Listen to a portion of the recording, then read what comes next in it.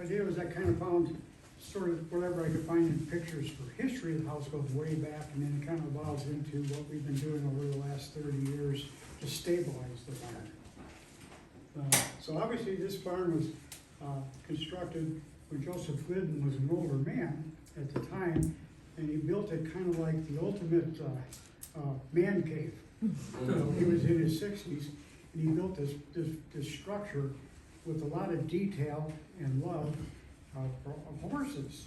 So, so he literally created a barn that's very unique pretty much anywhere in America, because it's like he took the cue from some barn up in the mountains of Austria or something like that, from the 16 to 18, 1700s, something like that. So there's a lot of stuff in here that's purposely designed for a certain aesthetic and of course to raise horses and stuff. So it's an interesting story. So there's Joel, and that's probably about this drawing is probably around the time that he had built the barn and invented the barbed wire. So here's a picture of the house from about the 1860s, and as they developed, they built a structure behind it, and the foundation is still out here. But it looks like it was built as some residence for farmhands and maybe some loft storage, but also a windmill goes up through the house to supply water for the farm and the house. And eventually, in the west side at the basement there, they had a boiler that actually went underground tunnel to the house to actually heat the house, which was still here up until about 15 years ago. The tunnel was still there. So he was kind of inventive in a lot of what he did in the 1860s and as he progressed in developing the farm. So this is a pretty early photograph of the barn, but it's, we think the barn's from about 1870, and we don't have an exact year yet, but someday we'll find a document on that. I have a pointer, but the pointer doesn't work on the TV, so I got this. This is a digital analog. So you can see there's a lean-to to the back, and the barn's starting to get in a little rough shape. So when the successor family of Gliddens took it over in 1909, at one point they had a cattle auction service. So they built the lean-to to accommodate the cattle business. And then, but it's interesting, this photograph actually shows Altgeld Hall in the background. And every once in a while, there'll be pictures I have, they'll show a big chimney in that direction, and that was the steam generation for the whole campus at one point. So everything kind of ties together. But you can see they had already removed a window here and put in a loft type door upstairs for bringing in oats and things like that. So it's starting to change a little bit. So I'm guessing this might be a picture for maybe 1920s, something like that. And somebody in the group back in '89, I think, did a real nice little rendering.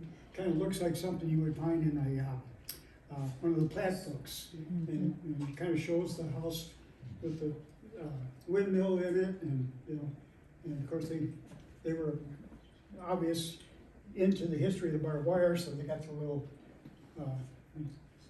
mill crank sharpening stone there.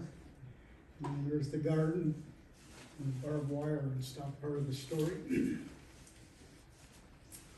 So this was the only photographs we have. Too bad we didn't save any replicas or any original pieces of this. There's the coffee mill that he used to make the little twist the little barbs that went over the wire. And so this was kind of how he started doing it. The first manufacture of the barbed wire was out of that barn. And we also know that he probably used the tack room in there as an office, and probably he did a little tinkering in there with his buddy Phineas Vaughn, who was a local blacksmith, who was a very gifted blacksmith. And in fact, Phineas Vaughn is actually listed with Glidden's on the first patent that was approved. And but yeah, he had a simple method taking, you'll see a photograph later, and it's over there. One of our blacksmiths, Martin, actually recreated this scene inside the barn. So you would turn the crank for the sharpening wheel, and it would twist the wires, and then somebody would be putting the little brads on there, and they tied it to a tree, because it took quite a bit of tension to get that wound just tight enough to make it look professional. And they did that out of the barn for maybe 6 months. And then around the time this was going on, Elwood got involved, and he bought a half interest in Glidden's patent for like $250, which was probably a deal, even today. Yeah. And then but Elwood was actually had a hardware store in downtown DeKalb, and Glidden was buying wire from him in parts and stuff like that. And so that was kind of, he helped with the design of the whole thing with Glidden on that. And then Elwood was responsible for starting a factory on South 2nd Street. So after 6 months of producing this and selling it by the linear foot, they were able to actually start producing in a real factory. And so they only were able to do this in the barn for 6 months, but it was starting to get very popular very quickly. So eventually, when that factory got bigger and they built more factories, they were selling it by the ton. That was a unit of measurement. They didn't care how long it was. There was a ton of barbed wire, that kind of stuff. So this is basically his patent. He had to have drawings and stuff. So he figured out how to get these drawings up for the patent thing.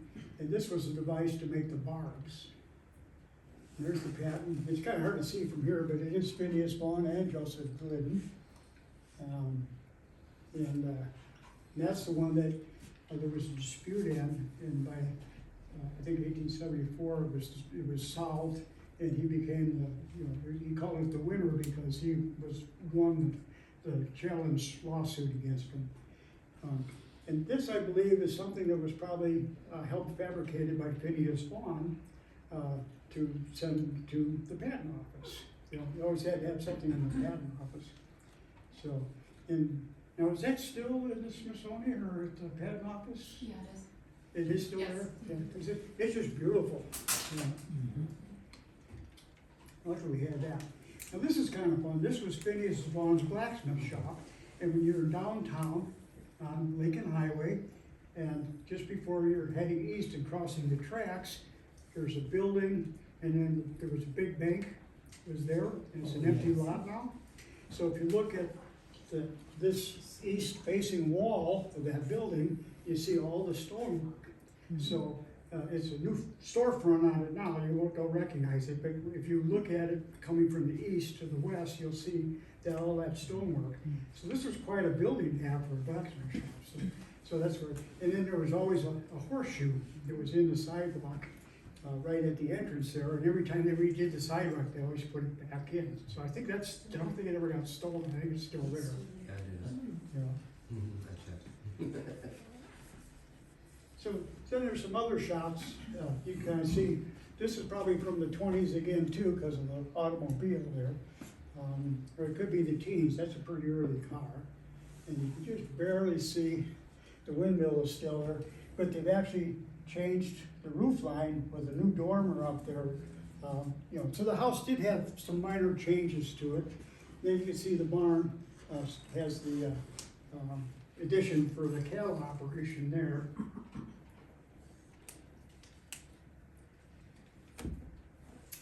Now this is probably taken in the 30s or 40s, and you can see it's actually starting to deteriorate even more. There was a little lane went right to it. That's part of the parking for the Burger King right now. So you can see this loft door is still sort of operational up here, but you can see we're missing one of these was right here. And this is kind of cool. This is an original door that opened into the barn. And you see that light there? It was the same on the back, so you could drive a wagon right through the barn. So they literally would bring a wagon to load the hay up there. It was loose hay at that time. They'd drive it up to there, and then it would be grappled. Loose hay would go up. The store would open up here, and they'd run it through.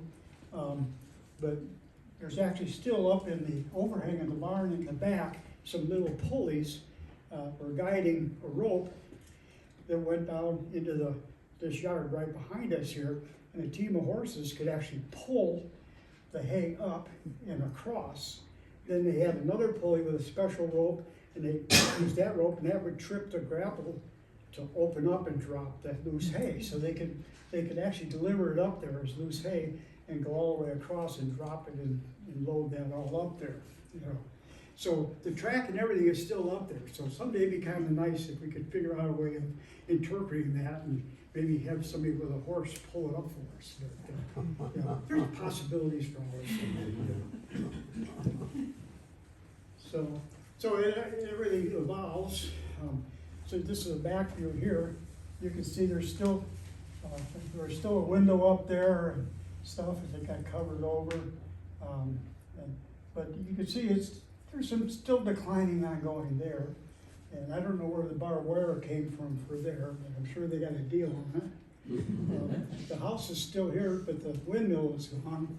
But it looks like it's totally used it's for farm-related storage and that kind of stuff. And then this is when the greenhouse appeared, when Carter and Jesse had the greenhouse there. It's actually a nice clean shot. But what's nice about this, every shot we have like this is as straight as an arrow across here. This thing is so well built, the corners are all dead on. I mean, the brick walls are 3 bricks thick, okay? And it has a substantial limestone foundation. And we had archaeologists do a whole cleanup of the floor and get down to the original pavers. And they did sample digs for the foundation to see how deep it is. It was over 3 feet deep, so it's a very formidable building.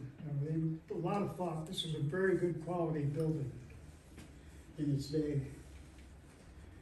Now some of these just surfaced from the family recently. I think this might have been Carter's car from the 50s.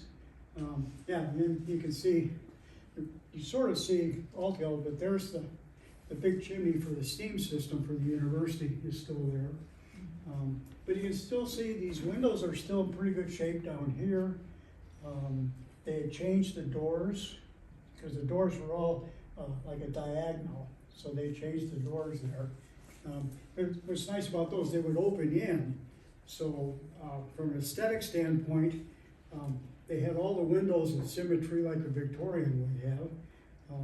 But the doors would open in, so they didn't look cluttered by opening out. So the building always had a very attractive appearance to it. But that's one thing that's unusual about it as we go through and study the building. Why would you have Victorian double-hung windows in a barn loft? You don't need them, you know? So it was all aesthetic. I mean, and a lot of these doors, like these doors here, survive up here for some of the bushel type stuff that was delivered up to the loft, have angled tongue and groove timber on those, and it gives it a very European flavor. So there's 2 of the family cars there, and I think that's actually Jesse and Carter and the kids. Or was that? Jesse, Richard, and Sarah. Yeah, Richard and Sarah, okay, yeah. And Richard and Sarah are still involved with the property even today, so they're still active with helping us out. And this is something I didn't realize here, because I came here in the 70s, there was actually a house kind of where Burger King is. And right here, just a little, this is probably like a World War II vintage, small ranch. But you can see the barn is still being sort of maintained then. it's, improved and painted. And here's another, now Burger King is here. What's interesting, they did lose the lean-to, and it probably had something to do to accommodate, they rented the land to Burger King and they assigned a rough layout for parking and stuff, so that's probably when we lost the lean-to on that, which is a good thing. Because that was really detrimental to the look of everything. So this is what it looked like when I first started working on it. It was right after Jesse had given the property to the community. And they had actually put a roof on it at that time. There was a new asphalt roof on there, which is probably the most important thing on any old structure like this is to, secure the envelope so water can't get in. And they actually did that well before they willed it to the community, which is very nice of them, but they really loved the building. And they were concerned because they had trouble with vandalism, kids getting in there, so they built a 10-foot fence around the whole thing. And of course, what the kids did is they climbed the 10-foot fence and broke in afterwards. But unfortunately, a lot of vines and stuff are growing, and just after we'd already started taking the fence apart, you can see there's a lot of brick missing in this corner. It's good, if you look closely. But there was like a mulberry tree that grew between the fence and the house, and the tree was actually growing into the building and moving the bricks off to the side. So it really looked bad, especially with the vines all over it. So it started looking pretty shabby because of that. And then another problem we had was, this is gravel, okay? You can see the gravel's higher than the grade back here. So this was to accommodate the growing greenhouse for parking and stuff. But unfortunately, they actually laid the gravel up above the foundation, like 2 feet against the brick. And the moisture from that constant rising damp from the gravel and stuff was creating a lot of problems with the foundation wall and the bottom wall, which we addressed a couple of years ago, some of them from inside for structural reasons. So by taking all that fence down, so you can see here, these marks here are tar from where the lean-to was. We started covering up the windows with kind of a quasi-slanted look like the original doors might have had, just for an aesthetic reason I did that. And then we had Siler's tuck pointing, who's been working with us for years, and with the old house started reworking these corners. And so that's when they were working on that at that time. And you can see up here, there's a big hole in the wall. They were actually taking this loft door out and re-bricking it to get in an opening for a tall double-hung window. So the aesthetics are starting to improve at this point. But we did need a source of brick, because all the brick for this, they claim were sourced from a brickyard or a brick kiln down by the river south of here. So they were a custom brick just for this building for color and size and all that stuff. Well, this is where the tack room is, where this one and this one went to work. So we actually took all the brick, they had added brick inside to make the 2 inside walls of the tack room, and they were 2 widths thick, and they went in after the main building was built, so they were just up against the inside wall. So we sacrificed those and brought those out to repair a lot of these missing details. This was a window that was turned into a wider door to get the cattle in and out for the cattle auction and stuff like that. So when you look at it today, you can see that we were able to use original brick from that period. So this is where the tree was growing through this corner, and so it was just all blown out by the roots of the tree. So these are some of the bricks that were sourced from inside the barn tack room walls. And this will show you some primitive electrical stuff in there. So we're lucky that this barn, when they quit using electricity, they just cut it off at the source. So otherwise we might have lost this building. Because looks pretty scary. But did you leave some of that, Matt, or did you just take it I out? took it out, but I saved it because I know you love it. Yeah. It's a character thing. Yucky, but we like it. So this is what it looked like on the inside. This is the brick wall. You can see it wasn't really attached to that, it was up against it. So we had to sacrifice all of that brick to go outside. We still have this original door frame, and we saved that. But you can see the timber framing in it. And there was actually supposed to be a post there, that was missing because they brought in cars and tractors and stuff. So that'll give you a kind of, it's still here, but it needs help. So another shot of where the tap room was. So you can kind of see the remnants of pieces of windows. There were some almost enough pieces of some of these windows that were laying around and stuff. Matt was able to actually recreate one window that we installed for tours and stuff. 'Cause we can't, it's so fragile, we can't leave it there all the time. This is NAU came over and helped with the cleanup thing a number of years ago. But since that one post was missing and there was another post missing over there, we had to put in shoring with timber underneath, like cribbing underneath it, to make sure that that beam stayed straight up above.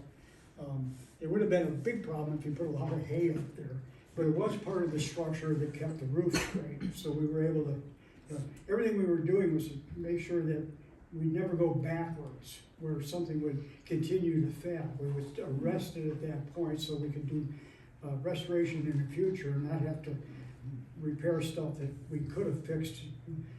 So that's part of preservation and stewardship, is to try and maintain the building in its present state and not let it get any worse. So that was, it seemed like a lot of work, but it was overall.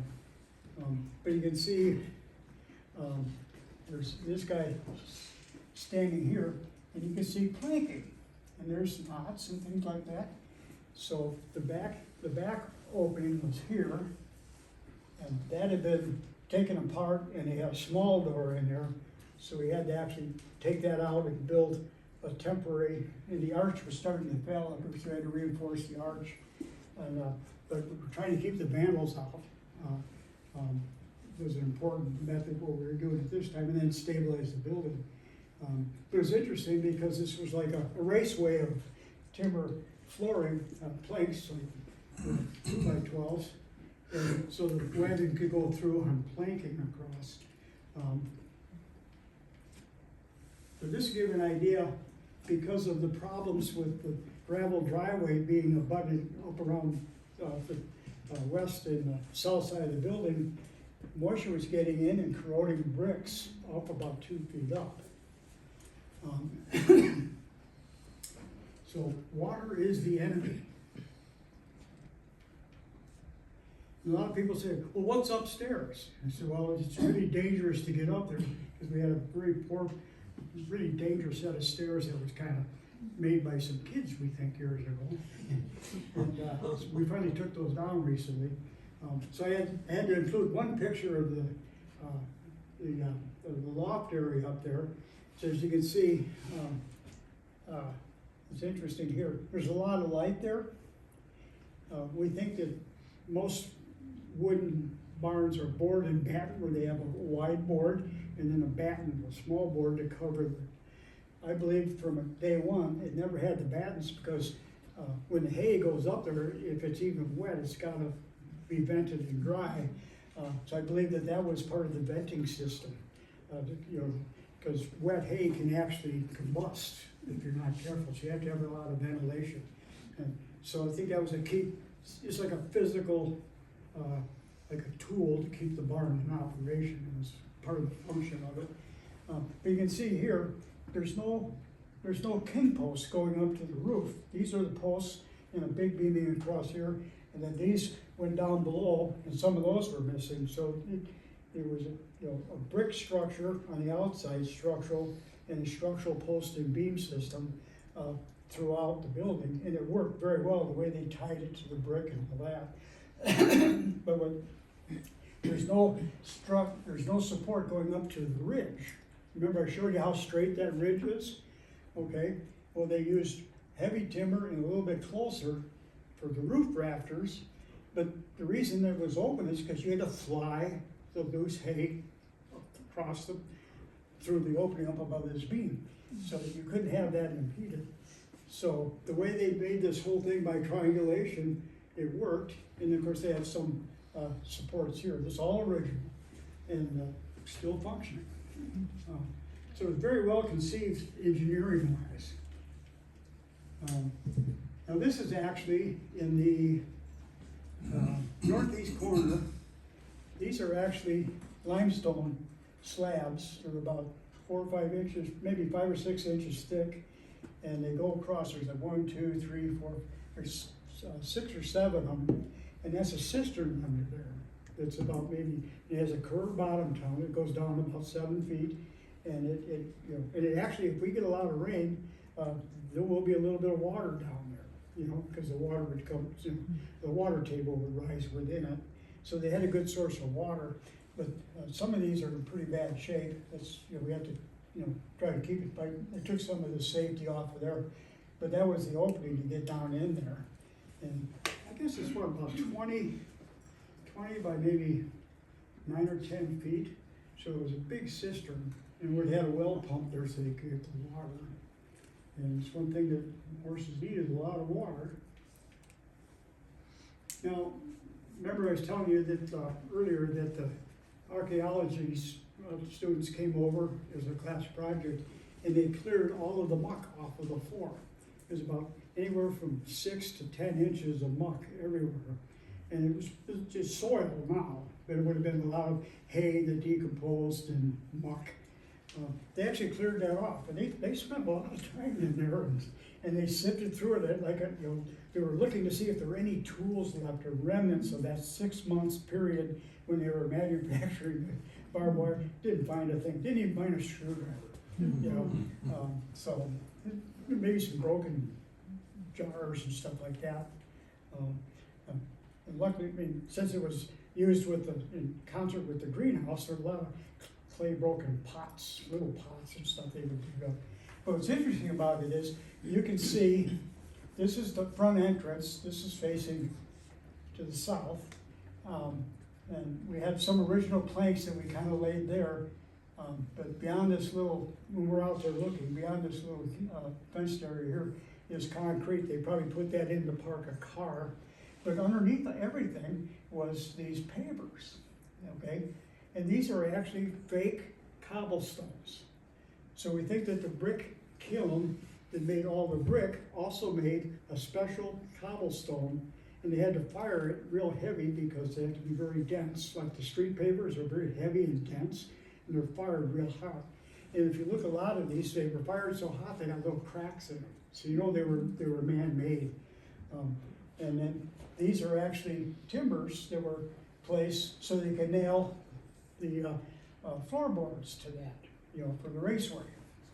And they just went, the stalls were one side and equipment on the other, so it just went right down the center of the barn. So we're not going to disturb all of that, and Matt is working on a project now where we're going to recreate with sawn timber from a mill that matches the same profile as the original, and build a raceway through there. It'll make it a lot safer for our tours out there. And leave all these old pavers underneath there, so someday, maybe in the future, they can be restored. Now, this is the grindstone that Martin, the blacksmith, recreated, and he had to change the axle and put a big hook on it, and the crank is on the other side. You can see it's manufacturing barbed wire. That's out there right now. So it's kind of fun to, I think we made Jesse work on it. Yeah. And it takes quite a bit to crank it, doesn't it, to get the right tension on it. But that was supposed to go out to a tree out of the front of the building, and where Cardinelli Apartments is, there was an addition to the front of the Cardinelli Apartments by a local apartment owner. And when he put the addition, there was this huge sycamore tree outside the corner of the original building over there, and it was in his way. So it was like one of the sycamore trees, you know. So it was really a pretty good sized tree when Glidden was making his barbed wire. Well, I saw him over at the junction one day. He says, "Yeah, we just took that damn sycamore tree down. It was full of barbed wire. It broke every chainsaw I owned." I said, "You're kidding." He goes, "Yeah." I said, "Well, did you save me?" "No." I said, "Doggone." You know, he was a little more emphatic, but he tore up his chainsaw. He was mad. But that was some of the original barbed wire that was drawn out from the front of the barn to the south, out to the sycamore tree over there. And that was the length that they were making by the foot. And you could buy whatever that distance is, that's what you bought in a roll. Okay? So, once again, we lost an opportunity to have some original stuff. And there's really no equipment really left over from the manufacturing machines that they developed to make this stuff quickly. But we have it facing back to the door there, so you can go out there and crank it. So he's got two wires going back here. We had to anchor the thing there. So, but now you can kind of see that a lot of work was done to work on the crumbling brick on the inside at that time. So we were starting to improve things. So this is what the tack room looked like this summer, and this is the window that Matt made. Took all the remnants of pieces from other windows that we survived, or maybe thrown in a corner up in the attic or something, or up in the loft, that kind of stuff. And so there was markings of a timber up here with hooks on it to hold all the harnessing and stuff like that. So Norm, this is all your stuff, right? Some of this. Yeah, so he brought it over, and so we're kind of interpreting it as the tack room here. And what's interesting is this room, when it was done, it had plaster walls inside and plaster walls on all around, two Victorian operation windows, double hungs that open top and bottom, and there's a flue for a potbelly stove. So this little room was conditioned space, just like this area. Okay, so year-round, in the winter you could heat it, okay, and in the summer you could open the windows to vent it. You had to have a good conditioned space to keep the leather works from rotting, okay? So you had to keep, a nice atmosphere for it, because believe it or not, in those days, the leather work was probably more expensive than the doggone horse that you were putting it on. And you had to keep it, you always talk about, running the horse hard and putting him up wet. Well, all of his the leather works and saddle and everything is all wet and damp, so they could hang it on here and then draw down and clean and wax it and that kind of stuff. So this was like the clean room for all the leather work, which made a great space for him to work out of, even in the winter when he's tinkering with his ideas. We think he probably did tinker with some of his ideas in the basement here, but also in this space. And then when for 6 months, this would have been the office, somebody, so he could run his laborers and stuff like that.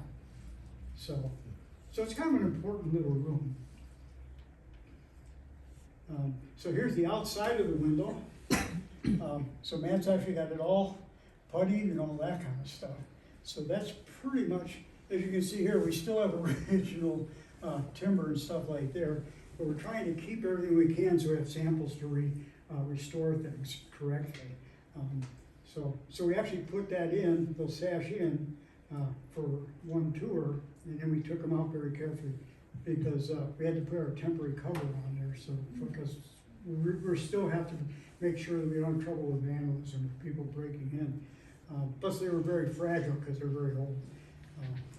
But we can show it on tours either in or the pieces inside. So it gave us some versatility. But you can see that's, a lot of this has been restored outside and inside too. So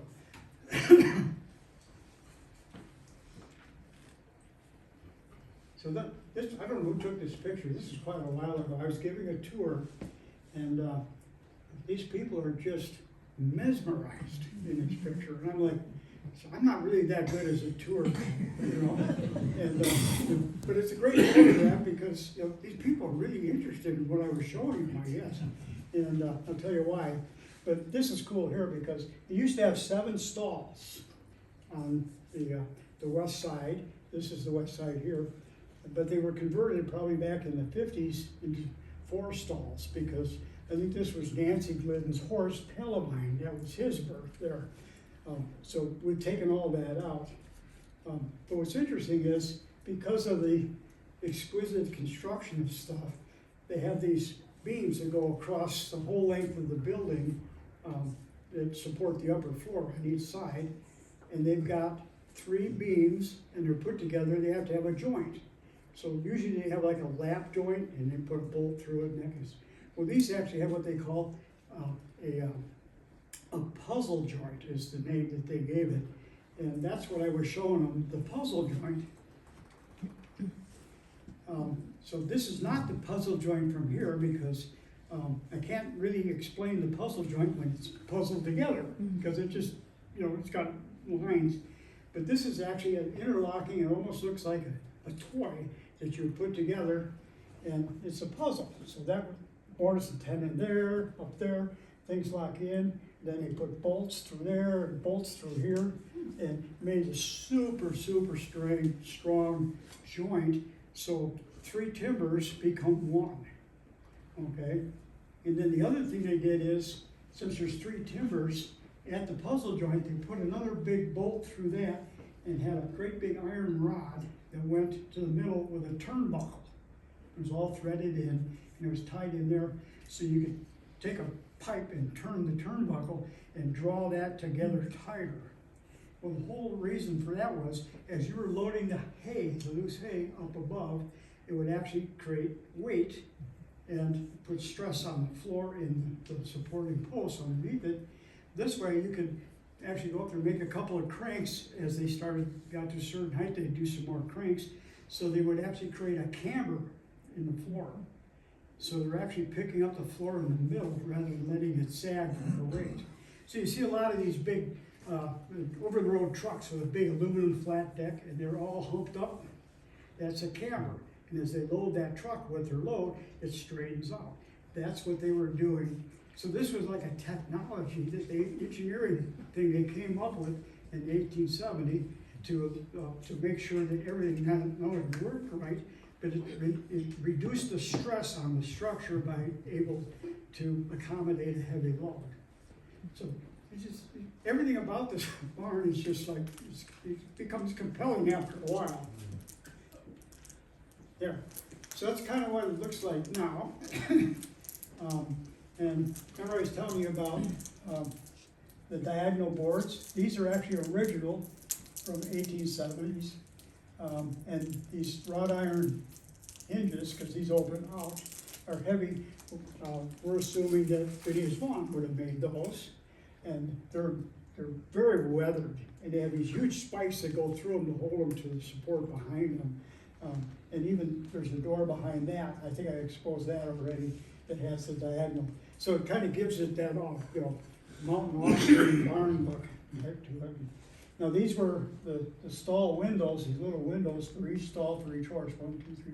So anyway, there's 7 one behind the wagon. So the horse could be in there, and the windows, these little windows had pins in the middle, so the horse could be inside and hit the bottom of the window and it would open up and he could stick his nose out the window, get some fresh air. And even if it was raining, the window opens up like this, so the rain is not going to get down on it. And you'll see a lot of barn windows even today when you drive around up in the gables, and they're just a little simple one, and they would pivot like that so they could vent the hay up there and not worry about rain getting in.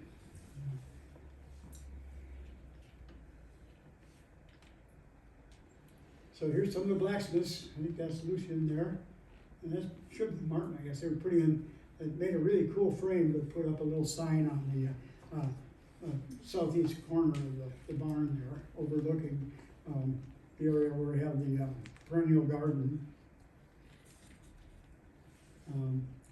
So it's kind of, this is kind of a shot of what it looks pretty much like today with the perennial garden, stuff like that.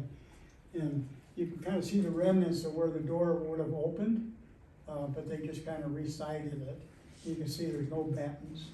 There's the track for, this is a little hood here to protect the pulley system that goes on the rail that goes across. But you can see how straight everything is. It's just uncanny.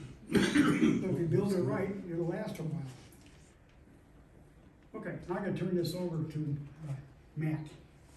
Matt is now the Farm Restoration Committee Chairman. Something like that. Yeah, he's in charge. So if you hit the bottom one there, it'll Gotcha. I'll be loud. So this is a load of Doug fir that I picked up over the summer, that we're gonna build the floor out of. So this was all 6x12s that I then took up to Kirkland and had them resaw on their big circle mill, so that we could get a little bit of that texture to the finished product of the floor. So I've got majority of what I need to put the floor down. Hopefully everybody can go out there with us, we'll get a better idea of it. This is all stacked and stickered, drying out, getting ready to go in. So hopefully in the next couple of months here, we'll get back going on that. This is the tack room project. So you can see here, we dug this out and poured a new footing with some rebar in it to accommodate the new walls that are gonna go up. And rather than doing 2 bits thick of brick, we stick framed the inside of it, and since it had a plaster finish on the inside, we're just gonna drywall that because it'll look the same as the plaster. The bricklayer's been able to find some brick that's really close to the original, sourced new, so we'll rebuild that. So this opening will house the original door that we actually were able to rescue from the florist. They've been using it as a display for a long time. And then this is the window that I restored. Will go in here so we can have an original window protected inside the building and give you a little better view of the tack room as you're walking around in there. And then this larger opening is just going to be a single sheet of glass, kind of just a viewing area. So if you've got groups of kids in there and stuff, they can kind of crowd around and see what's in there without having to go in and out and open the door up and all that kind of stuff. That's probably it for the. Oh, there's one more. That's an advertisement for fundraising, that one. And there's the roof that the generous donors in the city of DeKalb actually came through with some funds to help put the new roof on. Because I think we were probably over 30 years on the previous roof and it was in need of it. So that happened a few years ago. So it almost looks stable. It's pretty stable. That's the last one. There we go. You got any questions for us?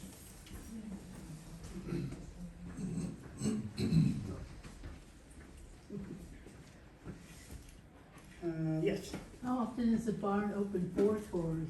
it's sporadic, but we have some events. Because of the condition of it, you can see we have a small area, viewing area. It's like fenced off, just like the spot for one car would fit. Because it's not a really safe building, because the flooring is not level and stuff. It's one reason we have them up there. Once we finish up the floor, hopefully we can open it Yeah, up. we do the raceway, then we can open it more. But the city has always kind of taken the approach as that we should not tour this every week or something like that. But we've been sneaking in a couple extra times a year, and they kind of haven't bothered us, But it's that important a building that, once people realize that it's a work in progress, that they, have a little patience. We're trying to make it safer as we go. Back there. Yeah, I was curious, when did the archaeological survey happen? 4, 5 years ago? More than that. 2017, I think. Oh, yeah. 17, Time flies. Oh, yeah. I never understood time like Einstein. But yeah, they worked on it for like 2 years on it. It was, and they did a wonderful, very detailed report about and it's just a barn floor, and it was incredible what they did with it.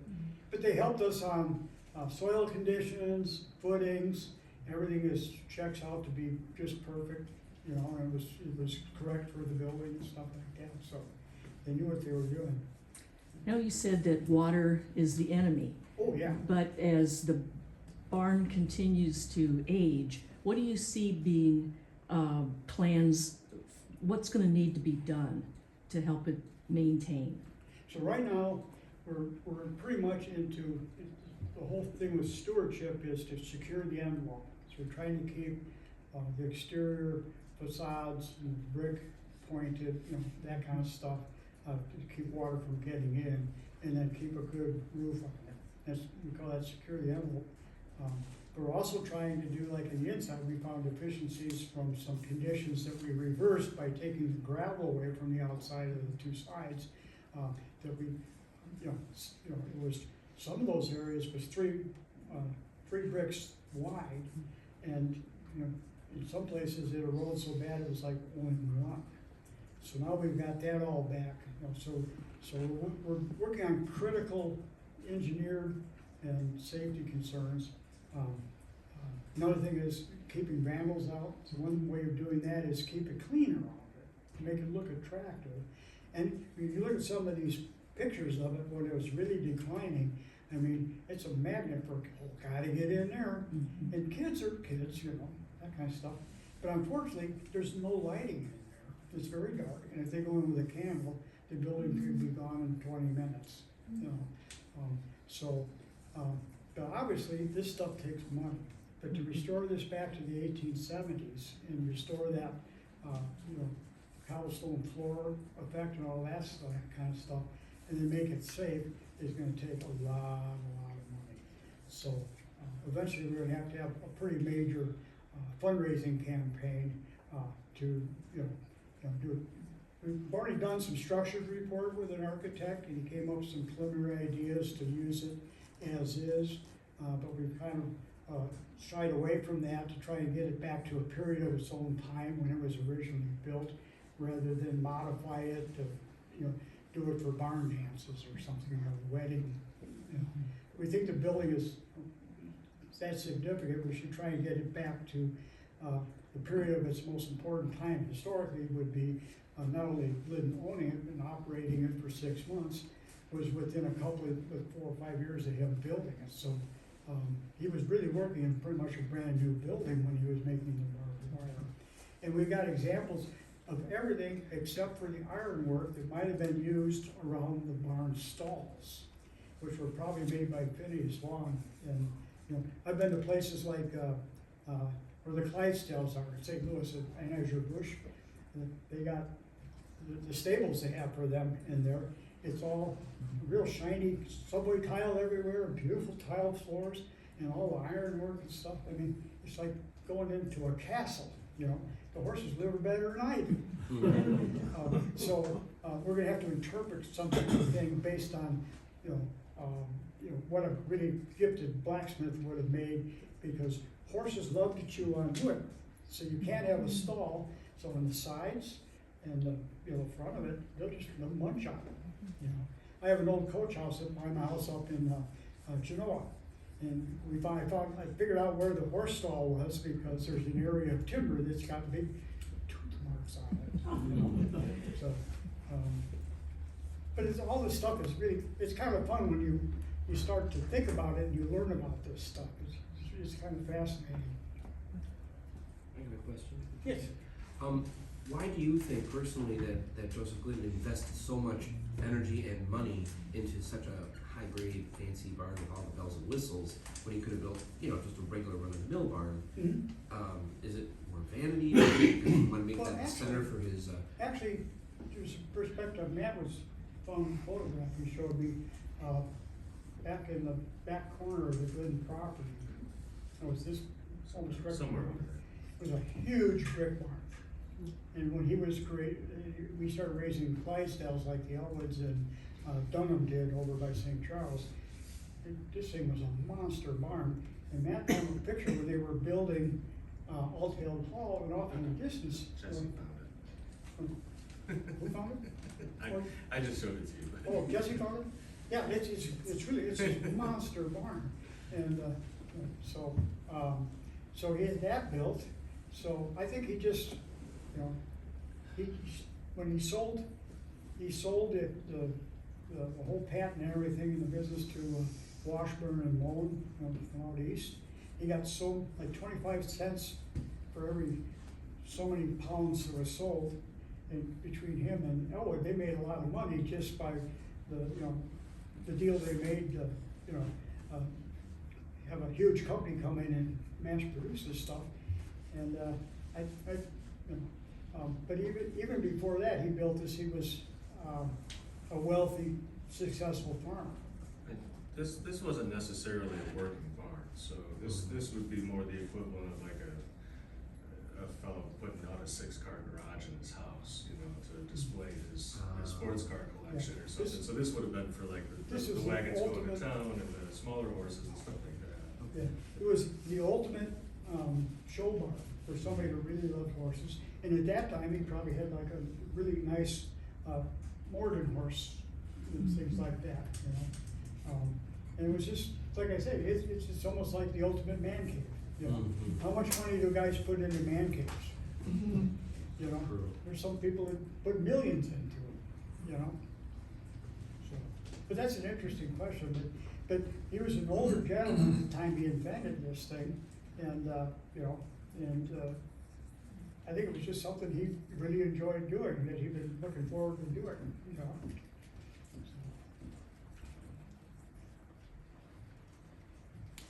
Maybe we should just go for a walk. Yeah, we can see the 3D image of it.